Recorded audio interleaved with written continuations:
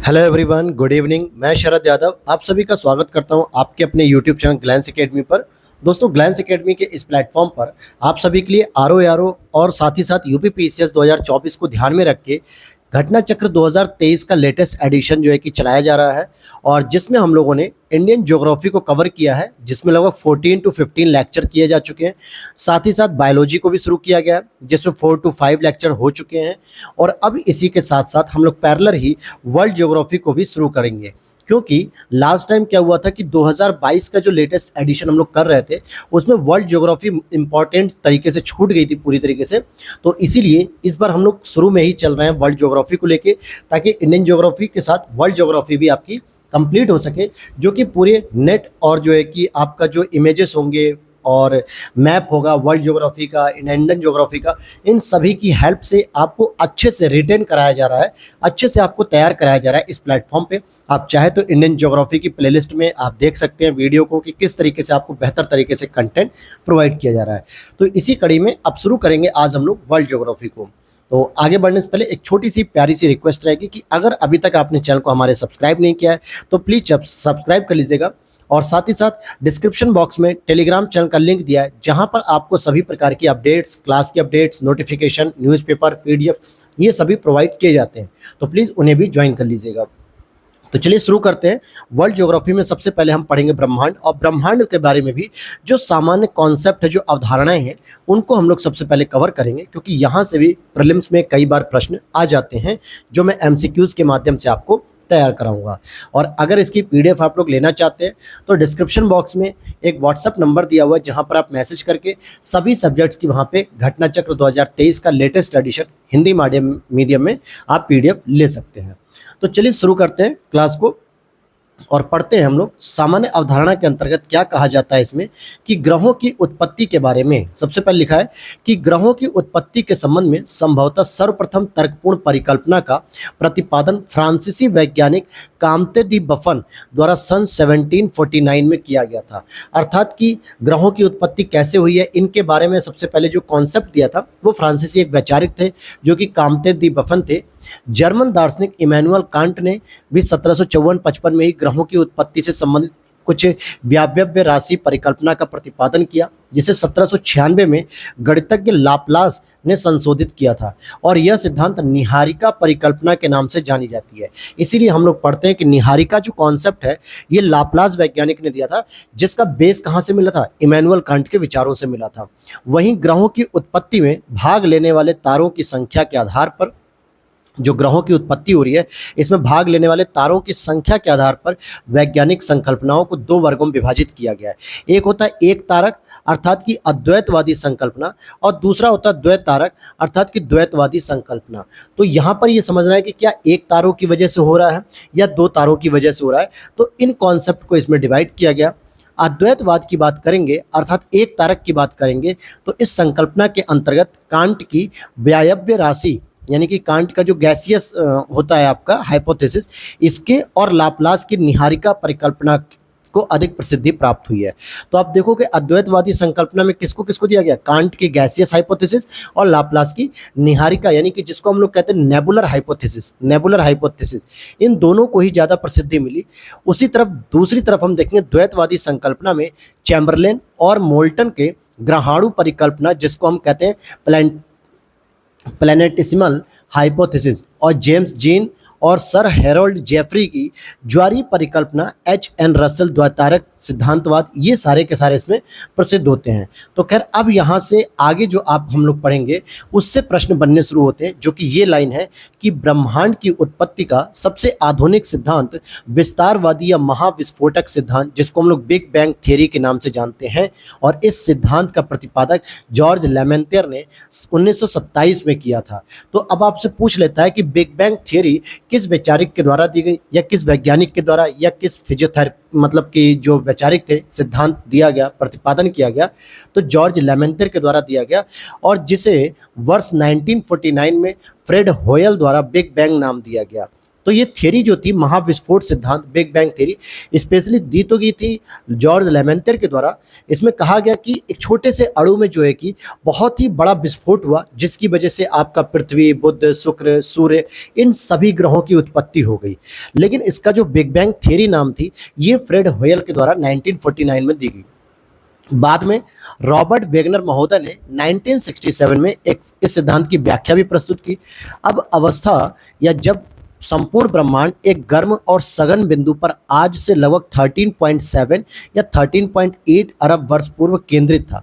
कहने का मतलब है कि एक बहुत ही संकीर्ण जो है कि एक बहुत ही सघन बिंदु था, जो बहुत ही हीट था और साथ ही साथ क्या था, बहुत ही संकेंद्रित था। इस पर जो है कि संपूर्ण ब्रह्मांड की उत्पत्ति की बात की जाती है। और तब यह अत्यधिक संकेंद्रण के कारण बिंदु में आकस्मिक विस्फोट हो जाता है। जैसे कहते हैं ना, किसी भी चीज को आप कितना प्रेस कर सकते हो, कितना जो है कि आप संकेंद्रित कर सकते हो, तो एक समय के बाद उसमें क्या होता है, विस्फोट हो जाता है, और इसी को आकस्मिक विस्फोट कहा गया। इसके पश्चात ब्रह्मांडीय पदार्थ चारों ओर फैल गए, यानी कि जो ब्रह्मांड के जो पदार्थ हैं वो चारों ओर फैल जाते हैं, और यही पदार्थ ही विभिन्न गैलेक्सी के रूप में दृश्य होने लगते हैं, यानी विभिन्न गैलेक्सी का रूप ले लेते हैं, और गैलेक्सियों के अनंत समूह का सम्मिलित रूप ही ब्रह्मांड होता है। तो अब आप देखोगे कि मैक्सिमम जो गैलेक्सीज होती हैं, इन्हीं को हम लोग क्या कह देते हैं, अपना ब्रह्मांड कह देते हैं, यानी यूनिवर्स कह देते हैं। बात करते हैं कि अवलोकनीय ब्रह्मांड में अगर हम ब्रह्मांड का एक ऑब्जर्वेशन करते हैं, तो ऐसा लगाया जाता है मान्यता के रूप में कि 100 से लेकर 200 अरब गैलेक्सियां यहाँ पर मौजूद हैं। इसीलिए यहाँ पे कहा जाता है कि गैलेक्सियों के अनंत समूह, यानी 100 से लेकर 200 अरब गैलेक्सियों को मिलाकर ही एक ब्रह्मांड कहा जाता है। सामान्यतः प्रत्येक गैलेक्सी में अनुमानतः 100 अरब तारे होते हैं। हालांकि यह संख्या भी अधिक हो सकती है। हमारी गैलेक्सी, जिसमें हमारा सौर मंडल आता है, जिसमें हमारे सौर मंडल में सन होता है, अर्थ होती है, बुध होता है और मंगल होता है, बृहस्पति होता है, शनि होता है, यूरेनस होता है, इस तरीके का जो हमारा सौर मंडल है, ये जिस हमारी गैलेक्सी में है, इसके बारे में हम आगे बात करते हैं। तो क्या कहेंगे उसे हम मंदाकिनी या आकाशगंगा या दुग्ध मेखला कहेंगे। तो ध्यान देना कि ये जो आपकी 100 से लेकर 200 जो गैलेक्सीज हैं, इसमें एक गैलेक्सी ऐसी है जिसमें हमारा सौर मंडल एग्जिस्ट करता है, और उस गैलेक्सी का नाम होता है मंदाकिनी या आकाशगंगा, या फिर दुग्ध मेखला, इंग्लिश में हम इसको मिल्की वे भी कहते हैं। हमारी आकाशगंगा में लगभग 100 से 400 अरब तारे होते हैं। गैलेक्सी अनेक प्रकार के या आकार प्रकार के दृश्य होते हैं, जैसे ये अंडाकार भी देखने को मिलती है, सर्पिलाकार देखने को मिलती है, अनियमित आकार की भी देखने को मिलती है। एंड्रोमेडा की बात करेंगे तो एंड्रोमेडा हमारी आकाशगंगा के सबसे निकट की आकाशगंगा है। जिस आकाशगंगा में हमारा सौरमंडल एग्जिस्ट करता है, वैसी एक और आकाशगंगा जिसका नाम है एंड्रोमेडा, जो सबसे नज़दीक की आकाशगंगा मानी जाती है। हमारी आकाशगंगा से लगभग 2.5 मिलियन प्रकाश वर्ष दूर स्थित है। अब आप कहेंगे कि सर ये प्रकाश वर्ष में कैसे मेजर करते हैं, तो ध्यान दीजिएगा, जब भी दो प्लैनेट या दो ग्रह या जो आप कह सकते हो कि दो ब्रह्मांडी जो कण होते हैं, उनके बीच की दूरी को मापने के लिए हम लोग हमेशा प्रकाश वर्ष का मेजर करते हैं, प्रकाश वर्ष को यूनिट के रूप में रखते हैं, और इसे मेजियर 31 भी कहा जाता है। 2005 में स्पिट्जर स्पेस टेलीस्कोप ने आकाशगंगा के आकार के बारे में पूर्व धारणाओं और विभ्रम के विपरीत इस बात के स्पष्ट साक्ष्य पेश कर दिए कि आकाशगंगा का आकार दंड सज्जित सर्पिलाकार है, यानी बैरेड स्पाइरल है। तो हमारी जो आकाशगंगा है उसका जो साइज होता है वो मतलब आकार कैसा होता है, सर्पिलाकार होता है। और तारों का निर्माण गैलेक्सी में उपस्थित हाइड्रोजन और हीलियम की संगठक निहारिकाओं से हुआ है। तो ध्यान दीजिएगा, जो गैलेक्सियों का निर्माण होता है उसमें मुख्य रूप से क्या देखने को मिलती है, हाइड्रोजन और साथ ही साथ हीलियम। इन दोनों की जब आपस में क्रिया होती है तो नेबुला तैयार होते हैं, यानी कि निहारिका तैयार होते हैं, और गुरुत्वाकर्षण बल से गैस एवं धूल के बादलों का गोले के रूप में आकार में या गोले के आकार में जो संगठन हो जाता है, यानी आपस में एक दूसरे से जुड़ जाते हैं, और गति होती है, उच्च ताप होता है, संलयन अभिक्रिया होती है, इसकी वजह से एक तारे का निर्माण होता है। तो आप कह सकते हो कि जो ग्रेविटेशनल फोर्स होता है, जिसकी वजह से गैस और धूल के बादलों का गोले के आकार में जो संगठन होता है, गति, उच्च ताप, संलयन अभिक्रिया के माध्यम से एक तारे का निर्माण होता है। तारे के विकास क्रम में सर्वप्रथम या प्रारंभिक अवस्था को हम प्रोटो स्टार कहते हैं। अब यहाँ पर एक छोटी सी जानकारी मैं आपको दे दूं कि जो हम सन की बात करते हैं यह भी क्या है, एक तारा है। इसीलिए हम तारे में क्या देखते हैं, संलयन अभिक्रिया देखते हैं। तो हम सन में क्या पढ़ते हैं दोस्तों, संलयन अभिक्रिया के माध्यम से ही सूर्य को क्या प्राप्त होती है, एनर्जी प्राप्त होती है। और वो जो अभिक्रिया होती है संलयन, वो हाइड्रोजन के दो अणुओं के बीच में होती है, जिसके माध्यम से हीलियम पैदा होती है प्लस एनर्जी पैदा होती है। तो इसीलिए सूर्य भी हमारा क्या है, सौर मंडल का एक तारा है। और इस तारे के चारों तरफ हमारे जो ग्रह है, जिसमें बुध, पृथ्वी, शुक्र, मंगल, शनि, बृहस्पति, ये सभी के सभी 8 ग्रह इसकी परिक्रमा करते हैं। तो सूर्य क्या हो जाएगा, तारे हो जाएंगे। तो ध्यान देना, जब तारे का विकास होता है प्यारे दोस्तों, तो प्रारंभिक अवस्था को तो हम प्रोटो स्टार कहते हैं। क्या कहते हैं, प्रोटो स्टार। तत्पश्चात तारा विकास की मुख्य अवस्था में प्रवेश करता है। प्रोटो स्टार के बाद तारा विकास की मुख्य अवस्था में प्रवेश करता है, यानी कि डेवलपमेंट होता है उसमें।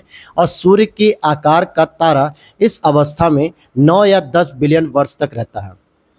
कहने का मतलब हो गया कि जब प्रारंभिक अवस्था प्रोटो स्टार से निकल के जब वो अपनी मुख्य अवस्था में विकसित होने के लिए आता है, तो सूर्य के आकार में बनने के लिए उसे 9 से 10 बिलियन वर्ष तक रहता है। और इसके पश्चात तारे का जो हाइड्रोजन ईंधन होता है वो विनिष्ट होने लगता है। क्योंकि अभी मैंने आपको बताया कि अगर हम सन की बात करेंगे तो सन में हाइड्रोजन के दो अणुओं के बीच में संलयन होता है, जिसकी वजह से हीलियम प्लस एनर्जी प्रोड्यूस होती है। तो ये जो दो हाइड्रोजन के कण हैं, इसी तरीके से जो हाइड्रोजन होते हैं तारे का, वो ईंधन के रूप में होते हैं जो उन्हें जिंदा रखते हैं। लेकिन एक समय के पश्चात 9 से 10 बिलियन वर्ष के बाद ये विनिष्ट यानी खत्म होने लगते हैं और वो मृत्यु की ओर अग्रसर हो जाते हैं। ध्यान देना, यहाँ से बहुत एक इंपॉर्टेंट प्रश्न बनता है। इसीलिए प्रोटो स्टार क्या होते हैं, जियांट तारे क्या होते हैं, लाल दानव किसे कहते हैं, तारे का रूप क्या होता है, ये सभी चीज़ें आपको यहीं समझनी है। तो इतनी बात आपको समझ में आ गई हाइड्रोजन की। फिर इसके बाद हम देखेंगे कि किसी भी तारे की जीवन अवधि उसके आकार पर निर्भर करती है। सूर्य के आकार यानी 1 सोलर मास के तारे की अवधि लगभग 9 से 10 बिलियन वर्ष होती है। यानी हमारा जो सूर्य है उसकी अवधि कितनी, 9 से 10 बिलियन वर्ष होगी। तारा जितना बड़ा होता जाएगा जीवन की अवधि उतनी ही कम होती जाएगी।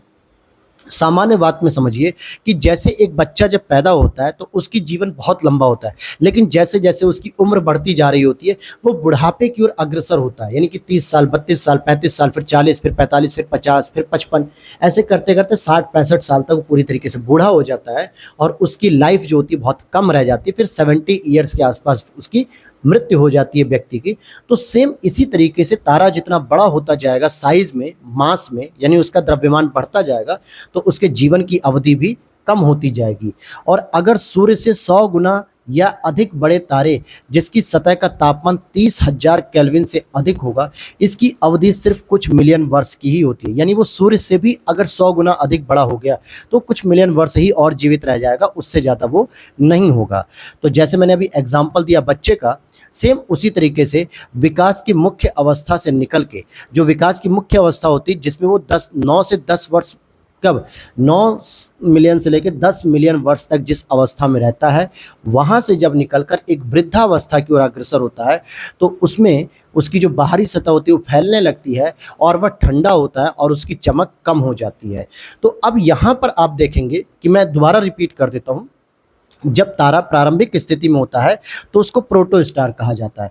फिर उसके बाद लगभग वो 9 से 10 मिलियन वर्ष तक रहता है सूर्य वाली कंडीशन में, यानी वो विस्तारित अवस्था में रहता है जब उसका खूब डेवलपमेंट होता है, खूब विकास होता है। और इसके बाद जब वो धीरे धीरे उसकी सतह में वृद्धि होने लगती है, यानी वृद्धावस्था की ओर जाता है, तो उसकी चमक कम हो जाती है और इस स्थिति को रक्त दानव कहते हैं, यानी रेड जियांट या सुपर रक्त दानव भी कहते हैं, रेड सुपर जियांट भी कहते हैं। इसके पश्चात हीलियम कार्बन में और कार्बन अन्य भारी पदार्थों यथा लोहा आदि में परिवर्तित होने लगता है। इसके फलस्वरूप तारे में तीव्र विस्फोट होता है और जिसे हम सुपरनोवा कहते हैं या सुपरनोवा विस्फोट कहते हैं। तो अब यहाँ पर आपने देखा कि जो तारे की प्रक्रिया थी वो कहाँ से शुरू होती है दोस्तों, तो वो आपकी प्रोटो स्टार से शुरू होती है। जब एक वो बच्चा रहता है, एक छोटे बच्चे की तरह काम करता है, फिर वो धीरे धीरे विकसित अवस्था में जाता है, लगभग 9 से 10 मिलियन वर्ष तक रहता है। फिर 9-10 मिलियन वर्ष तक रहने के बाद वो आगे बढ़ता है और वृद्धावस्था की ओर बढ़ने लगता है, जिसको हम लोग रेड जियांट या क्या कहते हैं, सुपर रक्त मतलब सुपर रक्त दानव या रेड सुपर जियांट।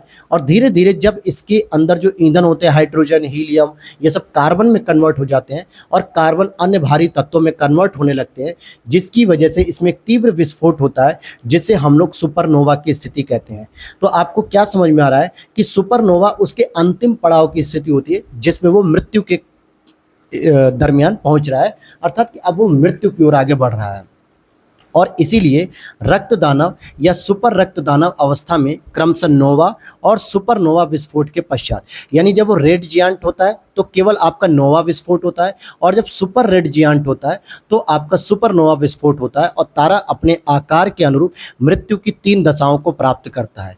एक तो होता है कृष्ण वामन यानी ब्लैक ड्वार्फ होता है, फिर दूसरा होता है न्यूट्रॉन तारा जो कि न्यूट्रॉन स्टार होता है, या कृष्ण विवर भी इसे कहते हैं, ब्लैक होल में से कोई भी एक प्राप्त कर सकता है 3 लेवल पे।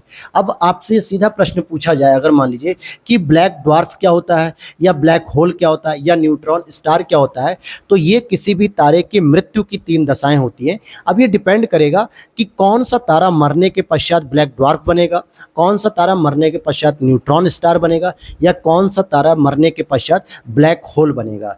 ये भी डिपेंड करेगा सूर्य के आकार से संबंधित। तो आई होप मैं आपको समझा पाया कि क्या इसकी स्थिति होती है। मैं एक छोटा सा दोबारा रिवीजन करा देता हूं, क्योंकि यहाँ से जो प्रश्न बनते हैं दोस्तों, बहुत सारे स्टूडेंट को आज भी कन्फ्यूज़न उसमें बना रहता है, तो वो कन्फ्यूज़न नहीं रहना चाहिए, ताकि अगर आप इस प्लेटफॉर्म पे पढ़ रहे हैं तो सही से पूरी चीज़ों को रिवीजन करके जाइए। हमने ब्रह्मांड की थ्योरी पढ़ी, लेकिन उस ब्रह्मांड में हमने धीरे धीरे गैलेक्सी पढ़ी, फिर आकाशगंगा पढ़ी, फिर उसमें तारे पढ़े, और सौर मंडल में हमारा सूर्य भी क्या है, एक तारा है जिसके चारों तरफ जो है कि 8 प्रकार के ग्रह परिक्रमा कर रहा है। बुध, शुक्र, पृथ्वी, मंगल, ये सभी के सभी 8 ग्रह परिक्रमा कर रहे हैं। लेकिन हम यहाँ पे पढ़ रहे थे स्टार की लाइफ कैसे शुरू होती है। स्टार की लाइफ, स्टार जो है जब एक छोटे बच्चे की तरह पैदा होता है तो उसको हम लोग प्रोटो स्टार कहते हैं, और प्रोटो स्टार के बाद जब वो लगभग 3-4 साल बाद अपनी विकसित अवस्था में आता है, जैसे मानव अपनी 22, 23, 25, 30, 35 साल की विकसित अवस्था में रहता है, तो प्रोटो स्टार से निकल के लगभग वो 9 से 10 मिलियन वर्ष तक जो है कि इस अवस्था में रहता है। और जब वो बूढ़ा होने लगता है, धीरे धीरे वृद्धावस्था की ओर जाता है दोस्तों, तो इसमें हाइड्रोजन वगैरह जब सब चीज़ें समाप्त हो जाती हैं तो इसमें एक विस्फोट होता है। क्या होता है?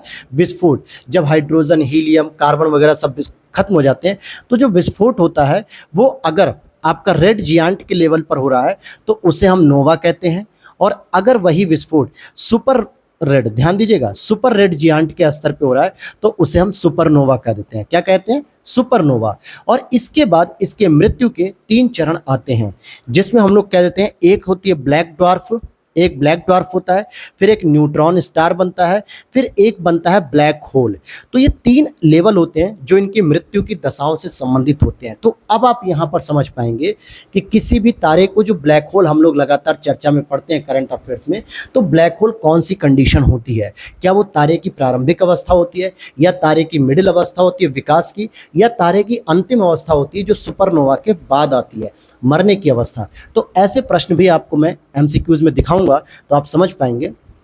तो अब आप यहाँ पे जरा इस हेडिंग को देखिए, लास्ट में क्या लिख रहा है कि सूर्य के सदृश छोटे तारे, जैसा हमारा सन है इस समय, जैसा हमारा सन है, अगर सन की तरह कोई तारे छोटे छोटे दिख रहे हैं तो रक्त दानव अवस्था, रक्त दानव का मतलब हो गया रेड जियांट अवस्था के पश्चात नोवा विस्फोट, ध्यान दीजिएगा, नोवा विस्फोट कह रहा है, नोवा विस्फोट के बाद यदि अवशेष जो बचता है, विस्फोट होने के बाद जो अवशेष बचता है वो सौरिक द्रव्यमान के 1.44 गुने की सीमा के अंदर होगा।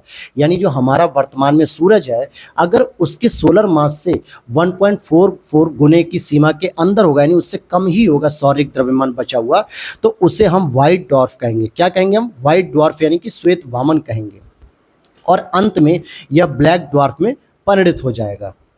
ध्यान दीजिएगा, इसी 1.44 सौरिक द्रव्यमान को चंद्रशेखर सीमा कहते हैं, क्योंकि भारतीय वैज्ञानिक चंद्रशेखर जी ने इस सीमा के बारे में बताया था, जो हम आगे भी पढ़ेंगे।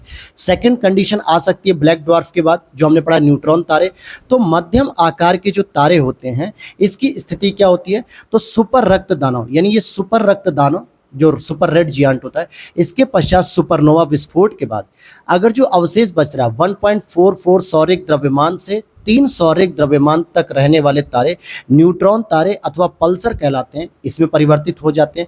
और तीसरा बचता है आपका ब्लैक होल की स्थिति, जो कि बड़े आकार के जो तारे होते हैं जिसमें सुपरनोवा विस्फोट के पश्चात 3 सौरिक द्रव्यमान से अधिक अवशेष वाले तारे को हम कृष्ण विवर या ब्लैक होल में परिवर्तित हो जाते हैं। तो ये होती है 3 कंडीशन तारों की। अब यहाँ पे इन शॉर्ट मैं आपको समझा देता हूँ कि अगर 1.44 जो गुना होता है, अगर इससे कम बचता है सौरिक द्रव्यमान, तो इसे हम कह देते हैं व्हाइट ड्वार्फ, जो आगे चल के क्या होता है ब्लैक ड्वार्फ में कन्वर्ट हो जाता है।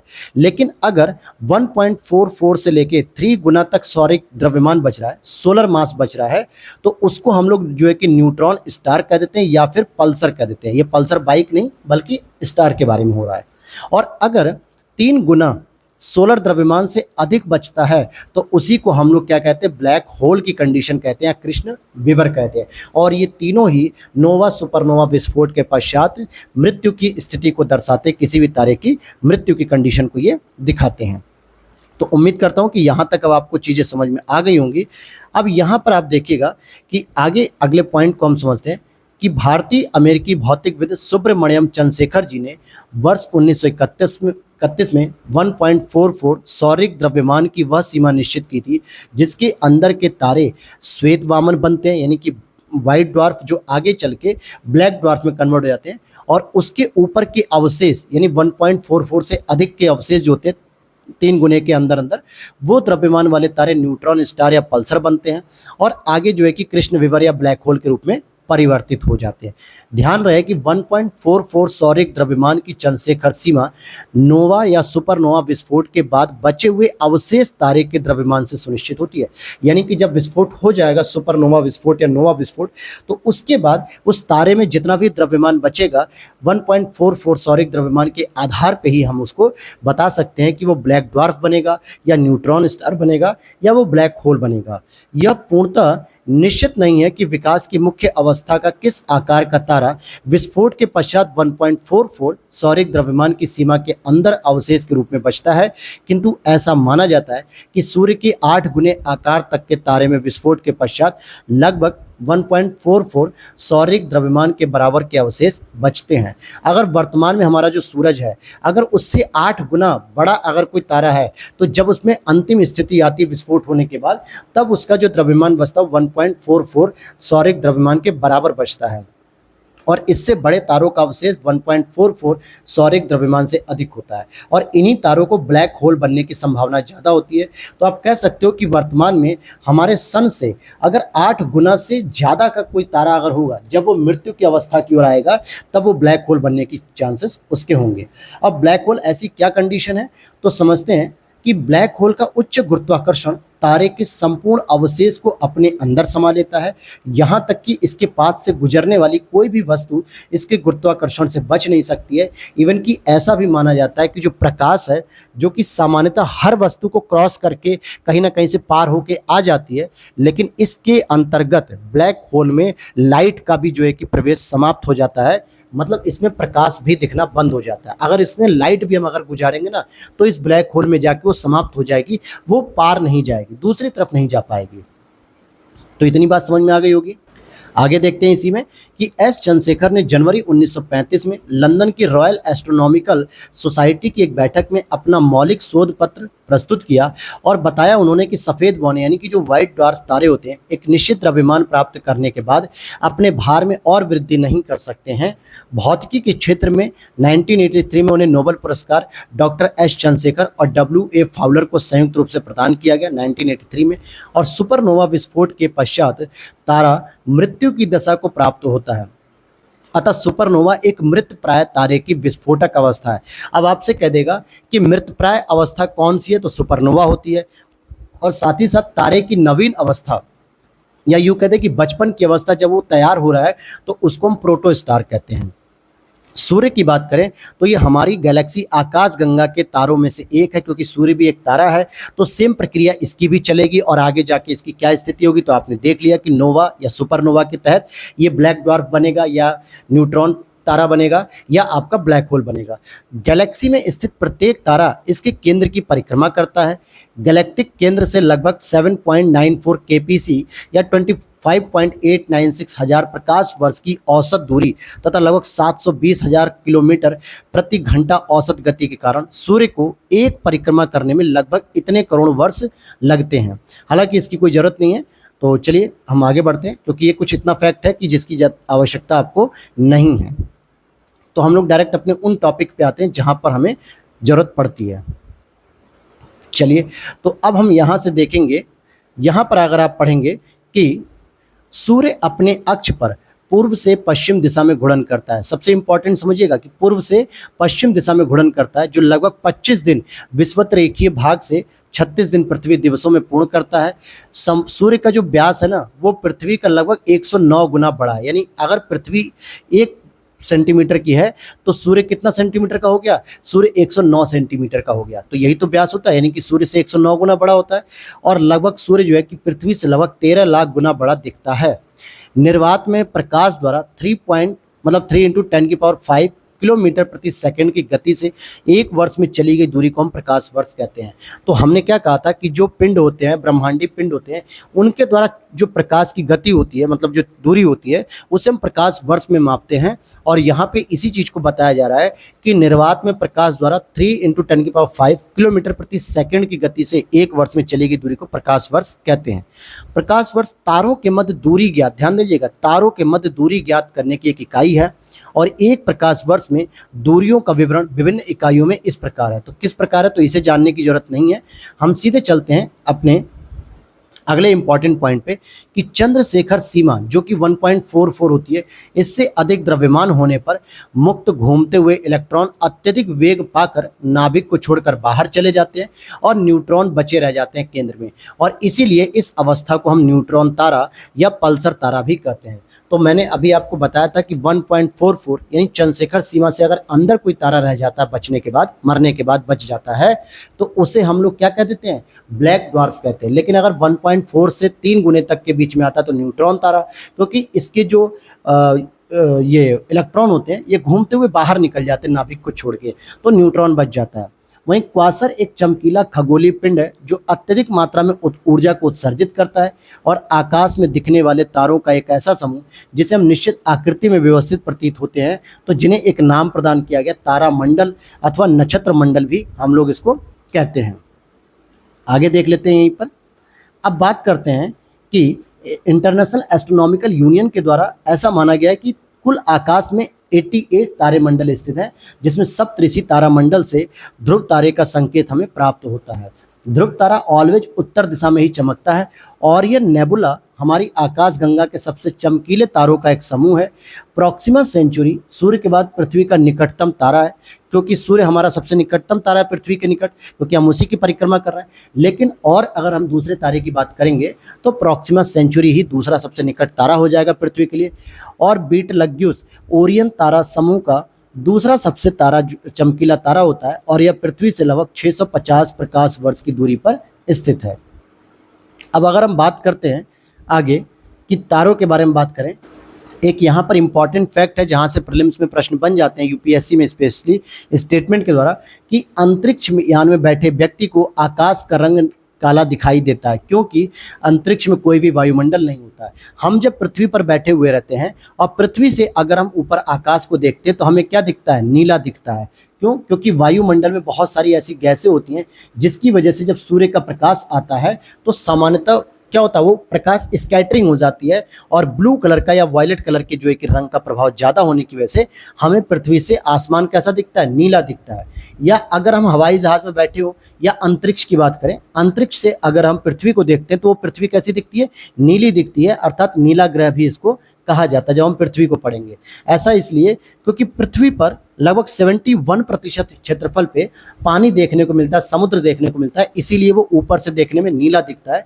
हालांकि अंतरिक्ष कैसा दिखता है? काले रंग का दिखता है, क्योंकि यहाँ पर कोई भी प्रकार का वायुमंडल नहीं होता है। अब यहाँ पर आपको कुछ छोटी सी जानकारी दी गई है जो आपको देखने की आवश्यकता नहीं है, कि ग्रहों से संबंधित कुछ महत्वपूर्ण तथ्य दिए हुए हैं, तो इससे कोई मतलब नहीं है। लेकिन अब हम लोग चलते हैं सीधे सीधे अपने MCQs की सीरीज पर। तो वीडियो अच्छी लग रही है तो प्लीज़ लाइक कर दीजिएगा। या ऐसा भी हो सकता है कि ये क्लास आपको थोड़ी सी बोरिंग फील कर रही हो, बोरियत, क्योंकि बहुत सारे स्टूडेंट को वर्ल्ड ज्योग्राफी के बारे में बहुत बेसिक जानकारी नहीं हो पाती है कि हमारा ब्रह्मांड कैसा है, सौरमंडल कैसा है, क्योंकि उनकी जो समझ होती है बस वो सूर्य को पढ़ते हैं, पृथ्वी को पढ़ते हैं। लूसेंट जैसी बुकों से उन्होंने पढ़ा तो ये 2-4 पॉइंट ही जाने, लेकिन सौरमंडल की स्थिति क्या होती है, सुपरनोवा क्या होता है, ब्लैक ड्वार्फ क्या होता है, या आपका नोवा विस्फोट कैसा होता है, चंद्रशेखर सीमा क्या है, ब्लैक होल की सीमा क्या है, तो इन सब चीज़ों को नहीं जानते हैं, इसलिए पहली बार उनको ऐसा लगता है कि बोरियत होती है। लेकिन मैं प्रॉमिस करता हूँ कि आगे की क्लास से आपको इतना इंटरेस्टिंग कर दूंगा मैप के माध्यम से कि आपको मज़ा आएगा ज्योग्राफी पढ़ने में। और अगर आपने ज्योग्राफी अच्छे से पढ़ी तो ये मान के चलिए कि एग्जाम के 50% क्वेश्चन आप अपनी नॉलेज के बेस पे सही कर लेंगे। ये मेरा पर्सनल एक्सपीरियंस है दोस्तों। तो चलिए पहला क्वेश्चन देखते हैं। राजस्थान सिविल सर्विसेज में आया हुआ है 2007 में कि महाविस्फोट सिद्धांत संबंधित है, किससे संबंधित है भाई, तो ब्रह्मांड की उत्पत्ति से संबंधित है। और अगर हम बात करें महाविस्फोट सिद्धांत, जिसको हम लोग बिग बैंग थियरी भी कहते हैं, क्या कहते हैं, बिग बैंग थियरी, इसको किसके द्वारा दिया गया था, तो 1927 में जॉर्ज लेमेंटर के द्वारा दिया गया था। किसके द्वारा दिया गया था, जॉर्ज लेमेंटर के द्वारा दिया गया था। तो व्याख्या पढ़ लेते हैं इसको हम कि बिग बैंग थियरी ब्रह्मांड की उत्पत्ति, आकाशगंगा, सौर मंडल की उत्पत्ति से संबंधित है। इस सिद्धांत का प्रतिपादन जॉर्ज लेमेंटर जी के द्वारा 1927 में किया गया था, जिसे 1949 में फ्रेड हॉयल ने बिग बैंग का नाम दे दिया था। अगला प्रश्न है यूपीपीसीएस प्रीलिम्स 2016, लेटेस्ट प्रश्न थोड़ा। बिग बैंग सिद्धांत निम्नलिखित के उद्भव की व्याख्या करता है। किसकी बात करता है, तो ब्रह्मांड के उद्भव की बात करता है। Next question is correct. क्या है कि महाद्वीपीय बहाव का सिद्धांत, या इसको हम लोग महाद्वीपीय विस्थापन का सिद्धांत भी बोलते हैं, किसके द्वारा विकसित किया गया, तो ये रॉबर्ट वेगनर के द्वारा विकसित किया गया। किसके द्वारा, रॉबर्ट वेगनर के द्वारा विकसित किया गया था। तो बी ऑप्शन इज करेक्ट हो जाएगा यहाँ पे। ये रहा, जो कि देखिए लेटेस्ट प्रश्न है। कैसा प्रश्न है, बीपीएससी प्रीलिम्स 2022 में। और अगर आप लोग बीपीएससी 69वीं दे रहे हैं तो आपको ऐसे प्रश्नों से सामना करना पड़ेगा जो वर्ल्ड ज्योग्राफी के होंगे, नहीं पढ़ेंगे तो दिक्कत होगी। तो महाद्वीपीय बहाव का सिद्धांत या महाद्वीपीय विस्थापन का सिद्धांत एल्फ्रेड वेगनर के द्वारा दिया गया था। वेगनर के अनुसार लगभग 20 करोड़ वर्ष पहले पैंजिया का विभाजन आरंभ हुआ और पैंजिया पहले 2 बड़े महाद्वीपीय पिंडों लॉरेंसिया और गोंडवाना लैंड क्रमशः उत्तरी और दक्षिणी भूखंडों के रूप में विभक्त हुआ। और इसके बाद लॉरेंसिया व गोंडवाना लैंड धीरे धीरे अनेक छोटे छोटे हिस्सों में बट गए, जो आज महाद्वीप के रूप हैं। जैसे इनका ये मानना था कि जो पृथ्वी है दोस्तों वो कुछ इस तरीके से थी, और ऊपर वाले हिस्से को इन्होंने लॉरेंसिया नाम दे दिया था, नीचे वाले हिस्से को इन्होंने गोंडवाना लैंड दे दिया था। और जितने भी आपको नीचे दक्षिण अमेरिका देखने को मिलेगा, साउथ अमेरिका, साथ ही साथ आपको अफ्रीका महाद्वीप, ऑस्ट्रेलिया, इंडिया भी, इवन कि ये कहते हैं कि इंडिया भी आपका गोंडवाना लैंड का हिस्सा था। धीरे धीरे इंडिया जो है कि 0 डिग्री की रेखा को पार करके क्या हो गया, उत्तरी क्षेत्र में आ चुका है वर्तमान में। लेकिन फिर भी गोंडवाना लैंड के हिस्से में ही हमें सबसे अधिक भारत में कोयले की प्राप्ति होती। तो हम लोग क्यों पढ़ते हैं गोंडवाना, क्योंकि प्राचीन काल में जो बिलियंस वर्ष पहले भारत जो है आपके गोंडवाना लैंड का हिस्सा था, वेगनर जी के सिद्धांत के अनुसार। अगले प्रश्न को देखते हैं। आकाशगंगा यानी मिल्की वे वर्गीकृत की गई है, सर्पिलाकार गैलेक्सी, विद्युत गैलेक्सी, अनियमित या गोलाकार। तो इसको सर्पिलाकार गैलेक्सी के रूप में हम लोग पढ़ते हैं, क्योंकि गैलेक्सी अपने आकार प्रकार में दृश्य होती है और खगोल मतलब अनेक प्रकार से होती है। और खगोलविद गैलेक्सी को मुख्यतः 3 प्रकारों में विभाजित करते हैं, एक तो अंडाकार, फिर सर्पिलाकार और अनियमित आकार। 2005 में स्पिट्जर स्पेस टेलीस्कोप ने आकाशगंगा के आकार के बारे में पुरानी धारणाओं को खत्म कर दिया और ये कहा कि दंड सज्जित सर्पिलाकार वर्तमान में है। अगले प्रश्न को देखते हैं। हमारी आकाशगंगा के केंद्र की परिक्रमा करने में सूर्य को समय कितना लगता है, तो लगभग 25 करोड़ वर्ष का समय लगता है। कितना लगता है, 25 करोड़ वर्ष का। अगला प्रश्न है, तारे का रंग सूचक है। ध्यान दीजिएगा, जो तारे का रंग होता है वो किस चीज का सूचक होता है, उसके तापमान के आधार पे उसके रंग का परिवर्तन होता है। अगर मान लीजिए तारा नीले रंग का है तो उसका जो रंग होगा मतलब तापमान होगा वो लगभग 50,000 से 28,000 केल्विन होगा। और अगर तारे का रंग लाल रंग का है तो वो 3500 से लेकर 2000 केल्विन तक का टेम्परेचर होता है। अगला प्रश्न है, वह सीमा जिसके बाहर तारे आंतरिक मृत्यु से ग्रसित होते हैं वो क्या कहलाती, तो चंद्रशेखर सीमा कहलाती, जो 1.44 मानी जाती है। तो इसको समझते हैं। जो कि भारतीय अमेरिकी भौतिकविद थे, यानी कि भारतीय मूल के व्यक्ति थे, सुब्रमण्यम चंद्रशेखर जी ने 1931 में 1.44 सौरिक द्रव्यमान की वह सीमा निश्चित की थी, जिसके अंदर के तारे श्वेत वामन यानी कि व्हाइट ड्वार्फ बनते हैं, जिसके ऊपर के अवशेष द्रव्यमान वाले तारे न्यूट्रॉन स्टार या कृष्ण विवर या ब्लैक होल के रूप में परिवर्तित हो जाते हैं।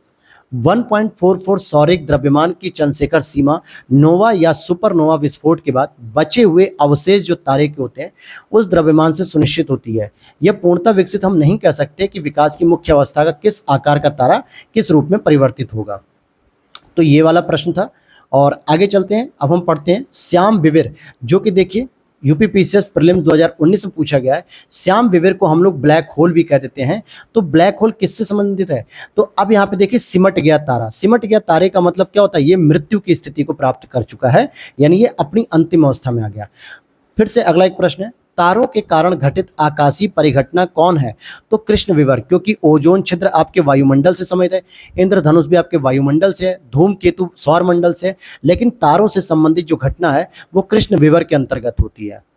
अगला प्रश्न है, कृष्ण छिद्र सिद्धांत को प्रतिपादित किसने किया, तो यहाँ पे जो ब्लैक होल की थ्योरी है वो चंद्रशेखर साहब ने दी थी। चंद्रशेखर साहब ने सबसे पहले ब्लैक होल की जानकारी सबसे पहले किसने दी, प्रीलिम्स 2015 का प्रश्न है, चंद्रशेखर साहब ने। अब यहाँ पर आप देखिए कि अगर प्रीलिम्स के पीवाईक्यू 1996 के अगर कोई सॉल्व करता तो उसे पता होता 2015 में कि ये किसके द्वारा जानकारी दी गई है। अगला प्रश्न है, कृष्ण छिद्र यानी कि ब्लैक होल एक ऐसा खगोलीय अस्तित्व है जिसे दूरबीन से नहीं देखा जा सकता। कृष्ण छिद्र पर गुरुत्वीय क्षेत्र इतना प्रबल होता है कि यह प्रकाश को भी निकलने नहीं देता है।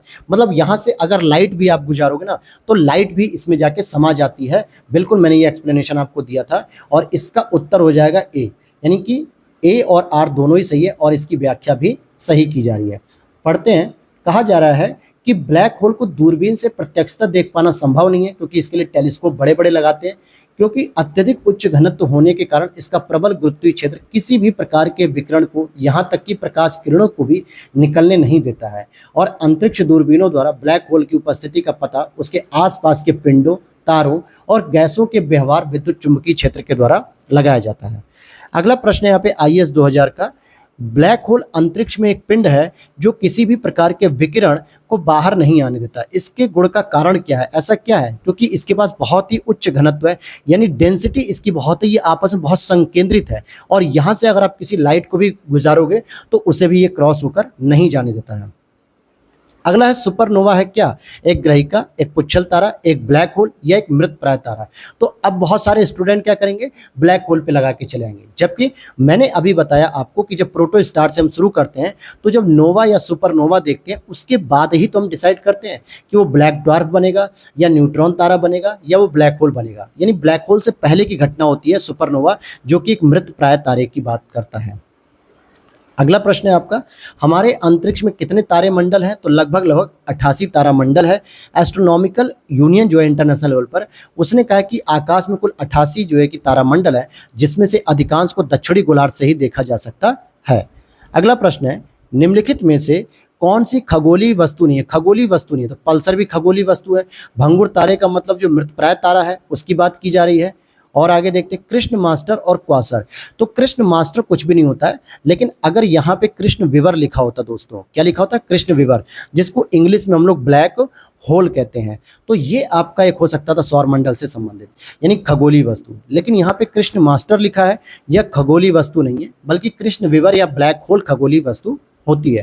क्वासर एक तारावत स्रोत है जो लगभग 2.5 से 13 अरब प्रकाश वर्ष की दूरी पर स्थित है, कुछ इससे भी अधिक दूरी पर स्थित है। ये प्रकाश उत्सर्जित करते हैं, इनसे आने वाली रेडियो तरंगों से इनकी जानकारी प्राप्त की जाती है। इसी प्रकार पल्सर एक खगोलीय पिंड है जो स्पंदन के रूप में नियमित अंतराल पर रेडियो तरंगें उत्सर्जित करता रहता है। यानी पल्सर मतलब न्यूट्रॉन तारा जो होता है। निम्नांकित में से कौन अंतरिक्ष में नहीं पाया जाता है, तो ब्रिटल स्टार जो है कि अंतरिक्ष में नहीं पाया जाता, जबकि पल्सर, ब्लैक होल और क्वासर ये तीनों ही आपके अंतरिक्ष से संबंधित हैं।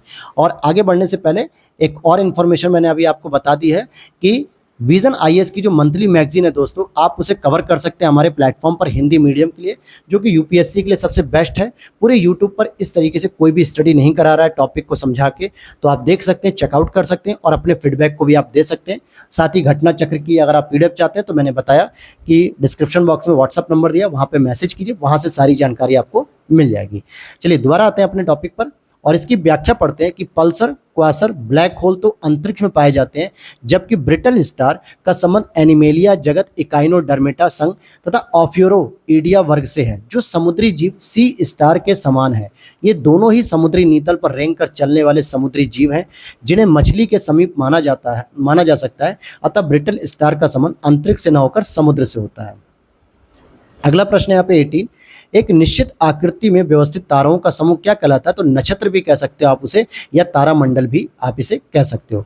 खगोल शास्त्र में आकाश में दिखने वाले तारों का ऐसा समूह जो हमें एक निश्चित आकृति में व्यवस्थित प्रतीत होते हैं तथा जिन्हें एक नाम प्रदान किया गया है, तारामंडल अथवा नक्षत्र कहा जाता है उसे।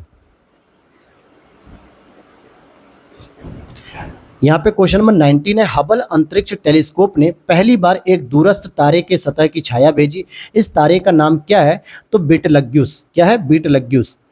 बीटलग्यूस ओरियन तारा समूह का दूसरा सबसे चमकीला तारा है, जो पृथ्वी से लगभग 650 प्रकाश वर्ष की दूरी पर स्थित है। इसे सर्वप्रथम 1836 ईस्वी में सर जॉन हर्शल ने देखा, किंतु वर्ष 1995 में हबल दूरबीन ने इसका चित्र खींचा और सूर्य के अतिरिक्त किसी तारे का खींचा जाने वाला यह प्रथम चित्र था।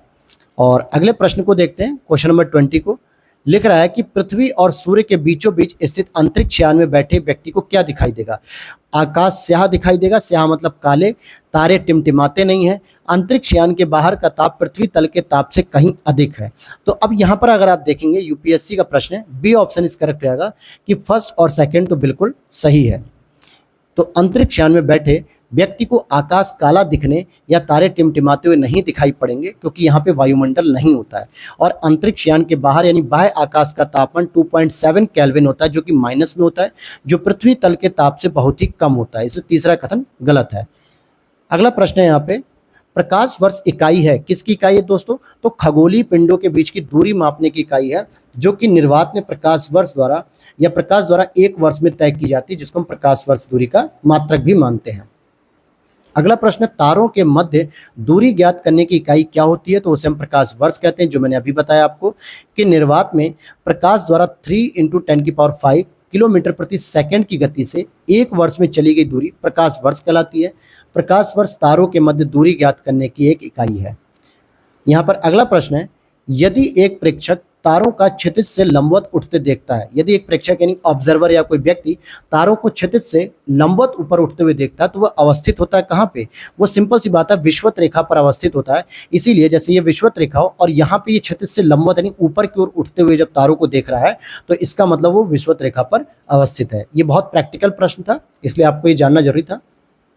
अब जैसे यहाँ पर अगर आप देखेंगे कि तारे उत्तरी और दक्षिणी खगोलीय ध्रुवों के चारों ओर खगोलीय विषुवत रेखा के समानांतर चक्कर लगाते हुए दिखाई देते हैं। तो विषुवत रेखा के समानांतर होते हैं। उत्तरी एवं दक्षिणी खगोलीय ध्रुव भौगोलिक उत्तरी और दक्षिणी ध्रुवों के ठीक ऊपर स्थित होते हैं। अतः खगोलीय विषुवत रेखा पृथ्वी की विषुवत रेखा के लगभग ऊपर और ध्रुवों के सदैव 90 डिग्री पर स्थित होती है।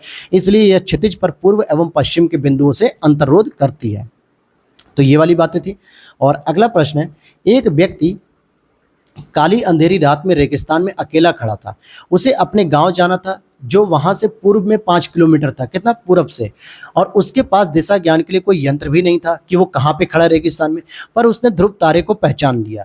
अब उसको गांव पहुंचने के लिए निम्नलिखित में से कौन सा मार्ग अपनाना सुविधाजनक होगा? तो सी ऑप्शन हो जाएगा इसका सही। 2012 में पूछा गया कि ध्रुव तारे को अपनी बाईं ओर रखकर चले, यानी अगर कोई व्यक्ति यहाँ पे नॉर्थ साइड में देख रहा है और उसका घर ईस्ट साइड में है, तो जाहिर सी बात है वो इस तरीके से तो चलेगा। यहाँ पर ये अपना लेफ्ट हो गया और इधर इसका फेस हो जाएगा। तो ध्रुव तारे को अगर अपने लेफ्ट डायरेक्शन में लेकर चलेगा, तभी तो वो ईस्ट की ओर मुंह करके चलेगा, तभी वो जो है कि उत्तर मतलब जो आपका उत्तर दिशा में जो ध्रुव तारा है उसके माध्यम से अपने घर पहुँच सकता है।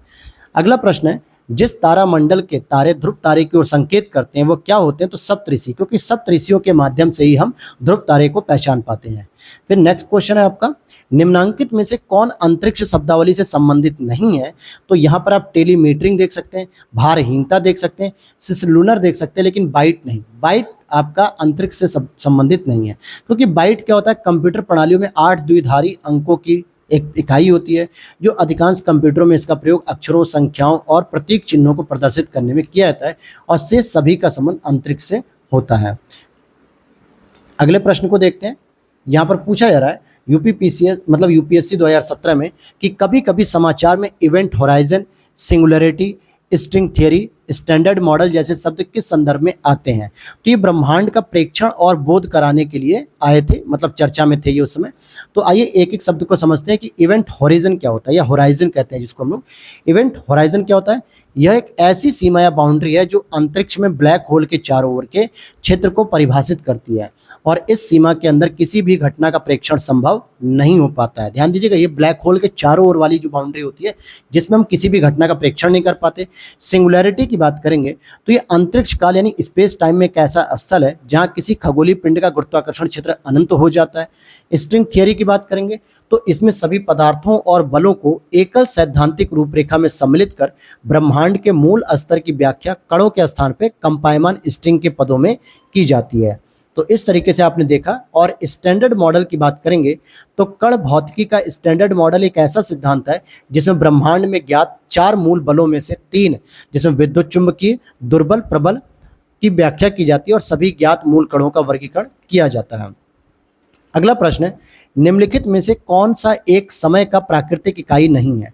तो उष्ण कटिबंधीय वर्ष हो गया, चंद्रमास हो गया, दिवस हो गया, लेकिन ये मानक समय नहीं है, क्योंकि ये जो स्टैंडर्ड टाइम होता है दोस्तों, ये काल्पनिक रूप में जो है कि एक रेखा के माध्यम से सभी कंट्री ने मिलकर तैयार किया, न कि ये प्राकृतिक है। तो ये कृत्रिम हो जाएगा, इसलिए सी ऑप्शन इज करेक्ट हो जाएगा, क्योंकि ये प्राकृतिक नहीं है।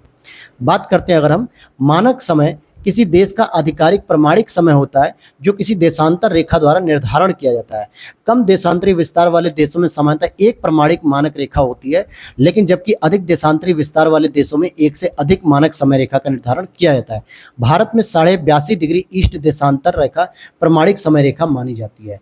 तो ये था आपका पहला चैप्टर, और दूसरा है हमारा इसमें सौर मंडल, जिसको हम अगली क्लास में कवर करेंगे, और यहाँ पर हम मैप के माध्यम से सौर मंडल की इमेजेस के माध्यम से चीज़ों को समझेंगे। तो उम्मीद करता हूं कि वीडियो अच्छी लगी होगी, और साथ ही साथ अच्छी लग गई हो तो प्लीज़ लाइक कर दीजिएगा। अगर आप यहां तक जुड़े थे चैनल पे और पहली बार आए हैं तो प्लीज़ चैनल को सब्सक्राइब कर लीजिएगा, ताकि हमारे चैनल को भी प्रमोशन मिले। आप जो है कि इस चैनल को प्रमोट करिए ताकि अधिक से अधिक लोगों तक ये चैनल पहुंच सके। तो मिलते हैं नेक्स्ट वीडियो में। Thanks for watching.